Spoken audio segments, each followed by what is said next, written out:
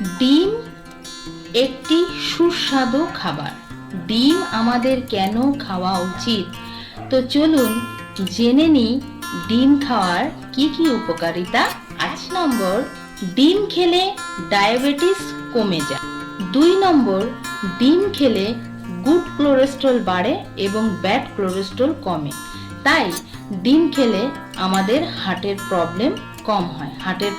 3 নম্বর, ডিমের মধ্যে কোলিন থাকে, যেটা আমাদের মস্তিষ্কের স্বাস্থ্য ভালো রাখে।